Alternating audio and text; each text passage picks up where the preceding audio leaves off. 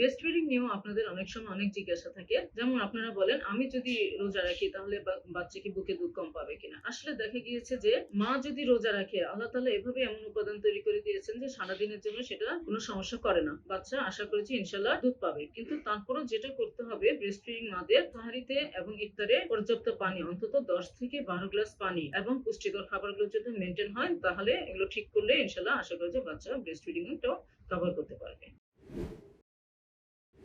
ওষুধের ক্ষেত্রেও আপনাদের অনেক ক্ষেত্রে জিজ্ঞাসা থাকে। কারণ আমরা অনেক সময় ৩ বেলার ডোজ প্রেসক্রাইব করে থাকি ৮ ঘন্টা পর। তো সেই ক্ষেত্রে ৩ বেলার ওষুধ যেগুলো আমরা চেষ্টা করি অনেক সময় ২ বেলা করতে। কিন্তু যদি ৩ বেলাই খেতে হয়, সেক্ষেত্রে আপনারা তাহারিতে একটা খেতে পারেন, ইফতারের সময় একটা খেতে পারেন এবং রাতে ঘুমানোর আগে এভাবে অ্যাডজাস্ট করে করতে পারেন। একটু সময় এদিক সেদিক হতে পারে, কিন্তু কিছুটা সময় হয়তো এভাবে মেইনটেইন করা যেতে পারে ইনশাআল্লাহ। আমার আরেকটা উপদেশ থাকবে, যেহেতু রোজা রাখবেন আপনারা, রোজার আগে অবশ্যই আপনি আপনার গাইনোকোলজিস্ট এর সাথে যোগাযোগ করে আপনার শারীরিক অবস্থা কেমন, আপনার প্রেশার, ওয়েট, ফান্ডাল হাইট বলে যে কথাটা আছে, এগুলো ঠিক আছে কিনা এবং আপনি রোজা রাখার মতো উপযুক্ত কিনা, সবকিছু একটু চেক আপ করে নিলে আপনার রোজা রাখাটা সহজ হবে। তো আশা করি ইনশাআল্লাহ গর্ভবতী মারা এগুলো উপদেশ কিছুটা মানলে আপনারা সহজেই রোজা রাখতে পারবেন এবং আপনার গর্ভের শিশুও ইনশাআল্লাহ ভালো থাকবে।